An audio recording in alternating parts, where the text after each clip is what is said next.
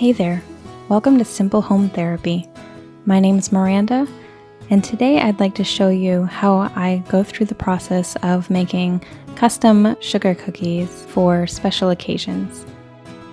Besides making YouTube videos, I also have a cookie decorating business called Artful Cookies that I do on the side as a hobby and for some extra income. I'm making a double batch for a couple of Valentine's Day cookie orders.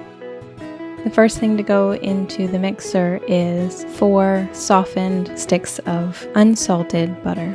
I'll cream that together with 2 cups of granulated sugar.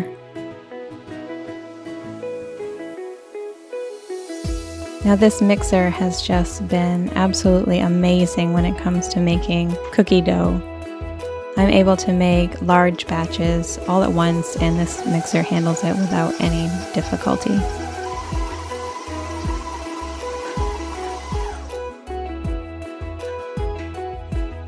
After the sugar and butter have creamed together, I'm going to add 2 eggs,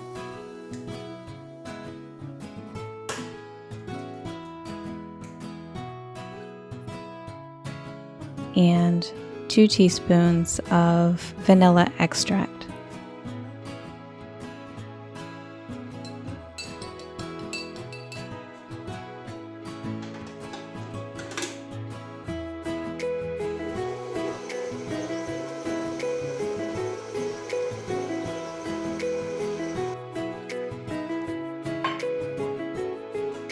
In a separate bowl, I'm going to put 6 cups of all-purpose flour,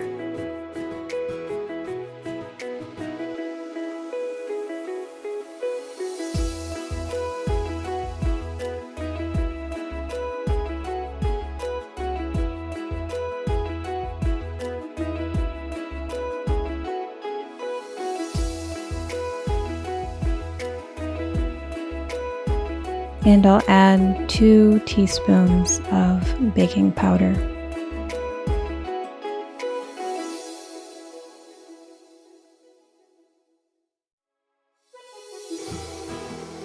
Then I'll slowly add the flour mixture in with the egg, butter, and sugar mixture.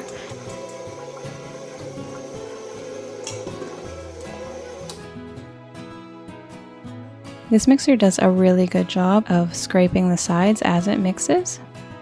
I just wanted to make sure everything was mixed in well.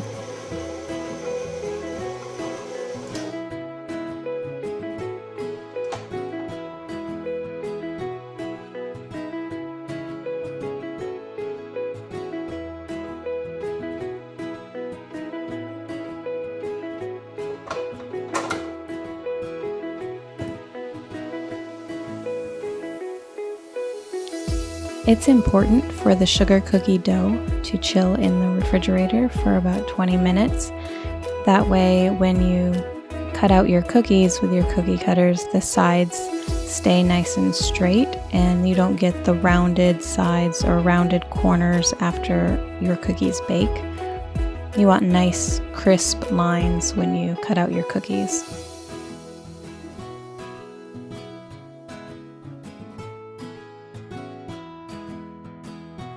So I just wrap them up in plastic wrap so that they don't dry out while they're chilling, and put them in the refrigerator for 20 to 30 minutes. While the dough is chilling, I'll go ahead and clean up.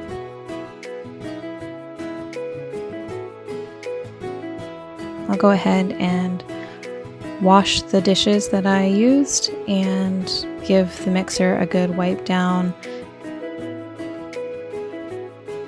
It's always important to clean your space as you go because it makes cooking so much more fun and less of a chore.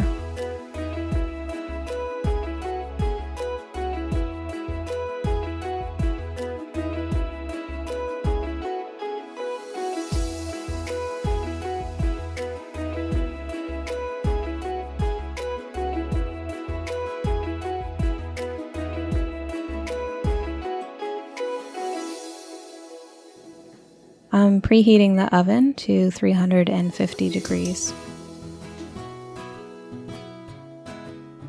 This is a Tupperware pastry mat that I got several years ago, and I use it often, especially when I'm making pies, because it has the pie crust measurements right on there, and that way when you roll out your pie dough you never have to guess whether or not your crust will fit into a pie plate. But I also use it as a working surface when I am rolling out cookie dough or decorating cookies. I just used parchment paper and line not only my pastry mat but also my cookie sheets, because I don't want the cookies to stick at all to the pans. Also, as I'm rolling out the cookie dough, I put the cookie dough between two sheets of parchment paper. That way when I'm rolling it, it has a very smooth surface. The rolling pin that I'm using has measured discs on both sides of the pin. That way the dough rolls out completely even without any variation in the thickness of the dough, so that they bake evenly.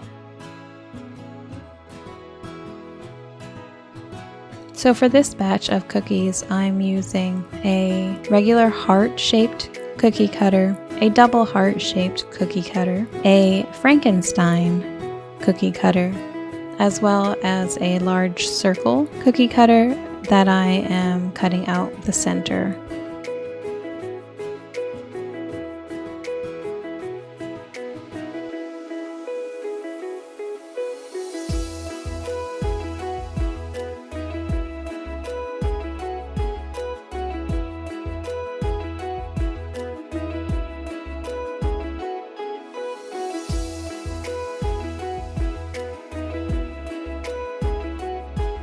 When I have filled up a pan, I'll stick that in the oven for about 10 minutes.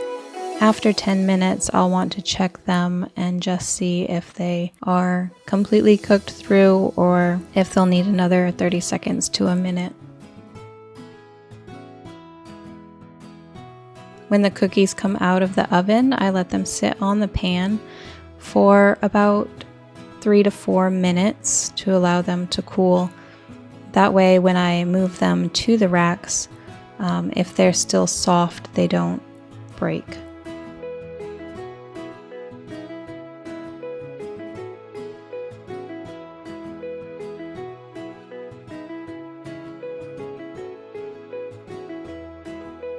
Now you can see with this Frankenstein cookie cutter that after I've cut out the dough, I am trimming off the portions that would be the bolts in Frankenstein's neck, and I'm also trimming down the ears so that they're not quite so prominent, because these cookies are not going to be Frankenstein when they're decorated.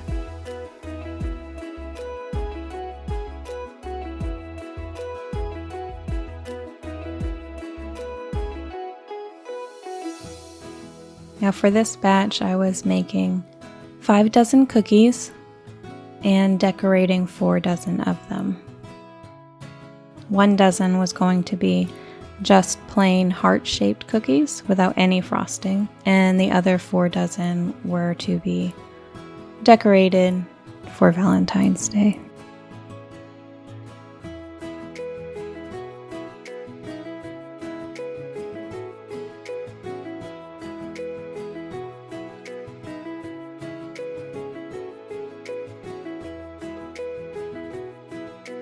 When I get down to the end of the dough, I cut out what I call tasters, and they're just tiny little cookies with the leftover dough until I get down to the amount that no longer fits a cookie cutter.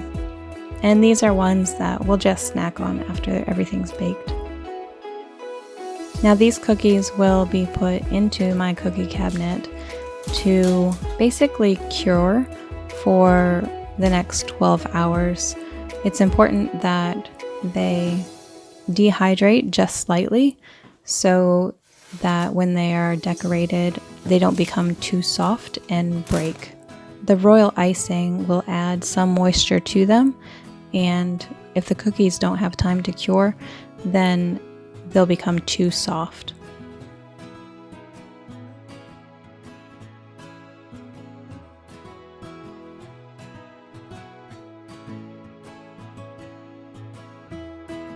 These baking racks I really love because they stack up and they also fit into my cabinet that I store my cookies in while they're in process. And it's important that the cookies are not overcooked. They're perfect when the bottom side of the cookie is the same color as the top side. So on day 2, I will start what's called the flooding process with royal icing. And this is my setup. You can see I have the icing in the big mixing cup. I have a couple of cotton cloth napkins that are wet, as well as my decorating tools and food coloring, as well as the parchment paper.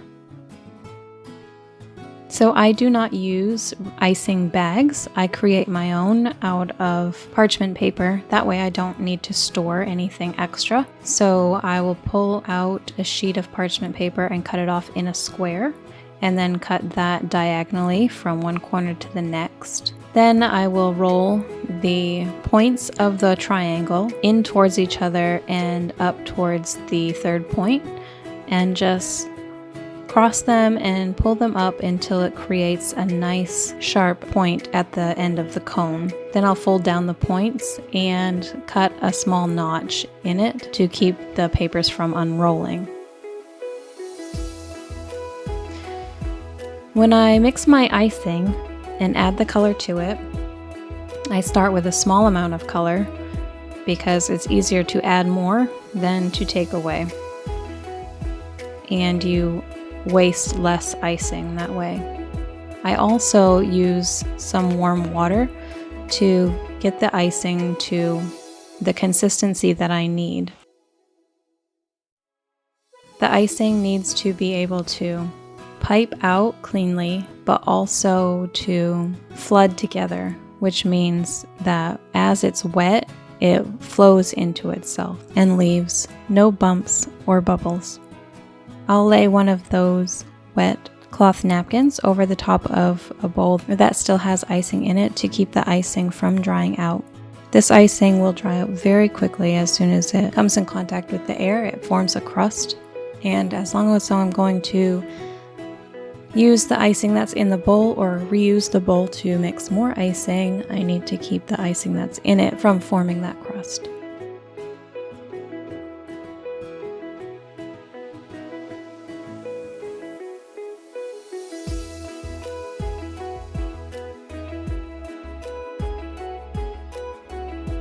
Now I just have a small condiment jar, glass jar, that I use basically just to hold my parchment icing bags while I fill them with the icing.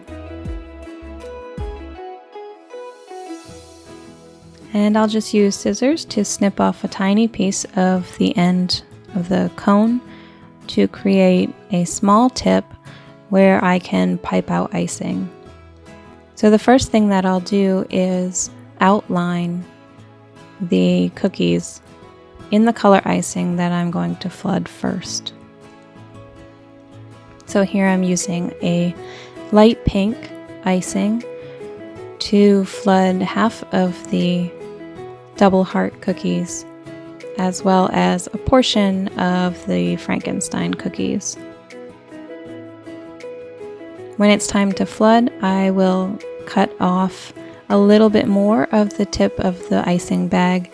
That way more icing can come out all at once and less time will be used to flood the cookie, which means the icing has less chance to form that crust, which is very important for the next step, which is what's called a wet on wet technique. And that's where you use more than one color.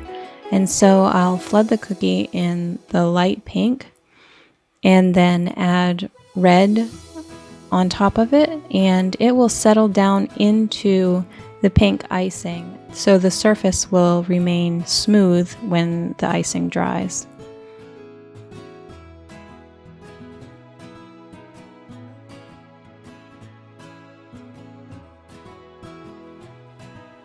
This tool that I'm using is actually a pointed needle, basically, that I use to remove any bubbles and move the icing after it's been flooded into all the corners to make sure there are no air pockets in that or underneath, because sometimes they will come to the surface and create holes in your icing. So it's important to remove any air bubbles.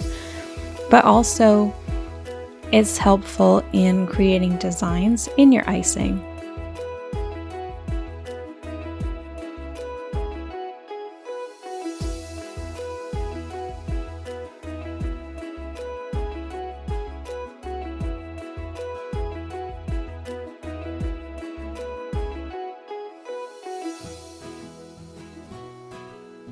The whole process of cookie decorating is quite time consuming. This is a multiple day project because of not only the time it takes to actually decorate the cookies, but also the time that the icing needs to dry in between layers. Especially when using this dark red icing. If I were to put a lighter color icing on top of it, right now it would seep together and you would have what's called bleeding from one color to the next.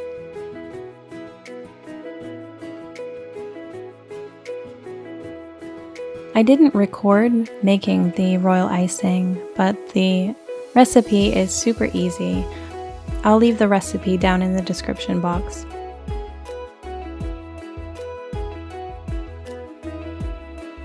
I'd love to hear what you do for hobbies or what your side hustle is. Leave a comment down below and let's chat.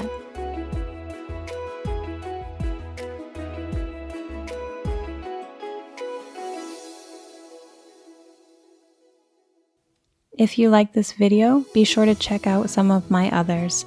I do videos on cleaning as well as minimalism and decluttering, and coming up soon I will have a grocery haul. So make sure to subscribe and hit that notification bell so that you don't miss new content coming out every week.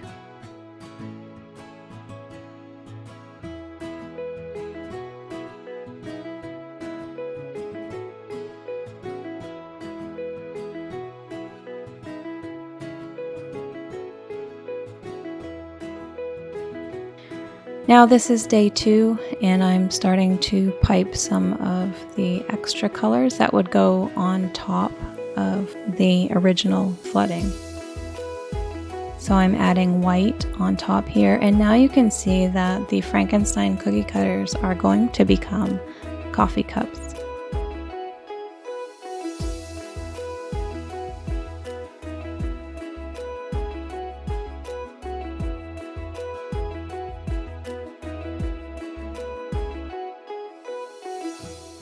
I'm going to add a few little accents to these double heart cookies.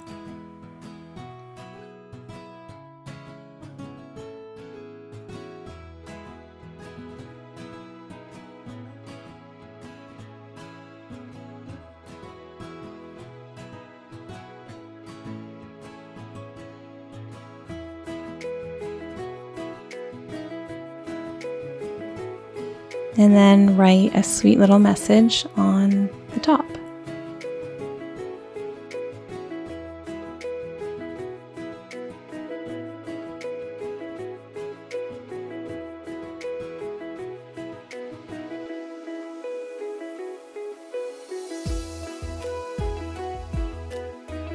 After the outlines have had time to dry slightly, I am flooding the coffee cups with their covers and their bands.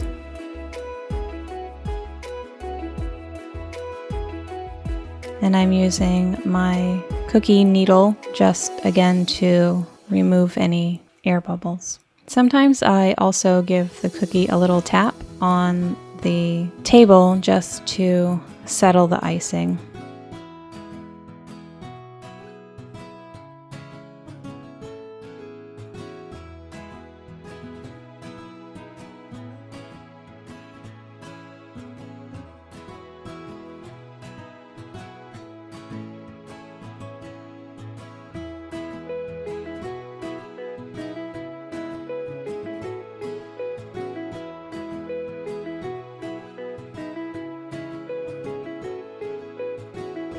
In this cookie, you see those tiny little red hearts. When I was doing the wet on wet technique, they started out as dots, and then I just drug that needle through them and it creates a heart shape.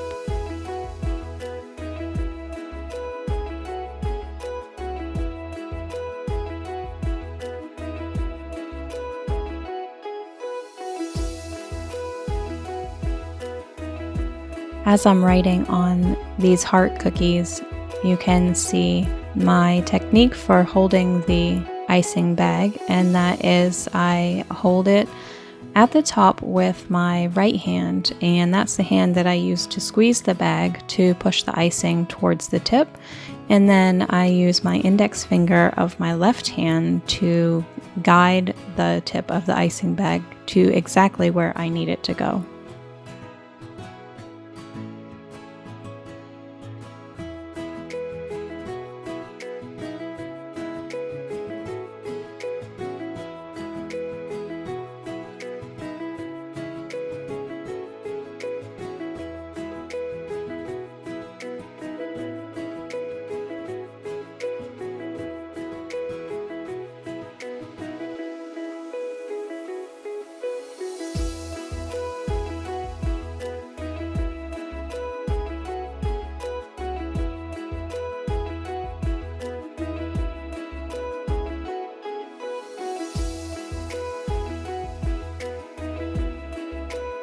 This is day 3 of the cookie decorating process. Now I probably could have been more mindful of the angle of the camera here, but you can see I'm adding what looks like sprinkles to the top of these donut cookies. I'm just using the colors that I had already mixed from the previous day.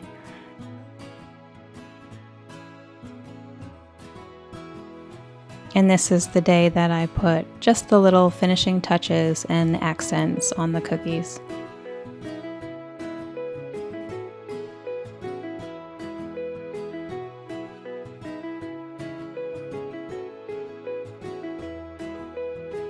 The final touch to the coffee cup cookies are some accent piping on the lid, as well as a final touch to the band.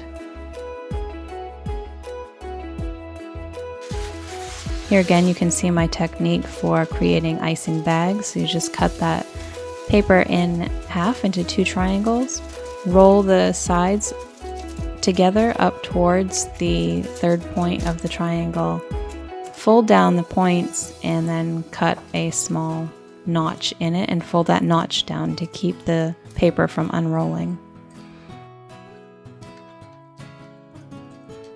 And this is the 4th and final day, where I am putting the last touch on these coffee cups.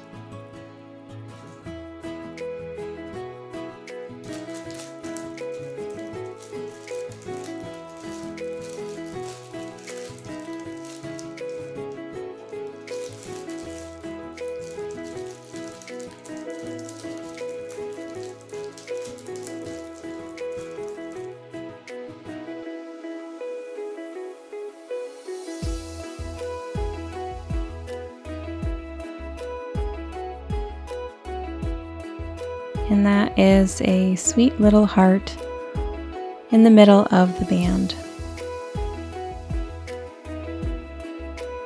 No longer resembling Frankenstein at all.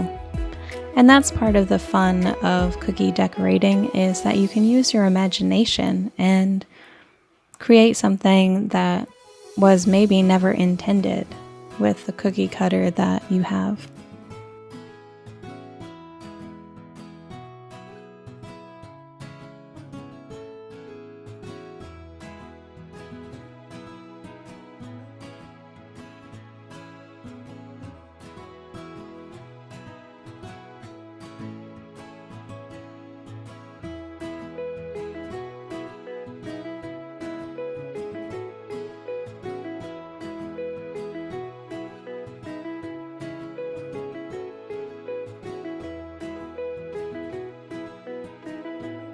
They look good enough to eat.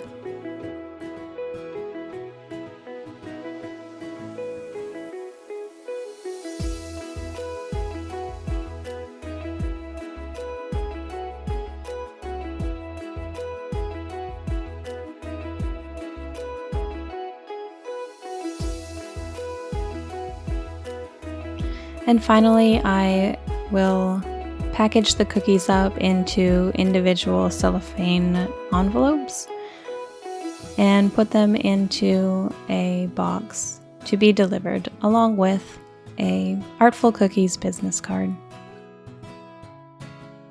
If you enjoyed this video, please give it a thumbs up and consider subscribing so you don't miss the next video.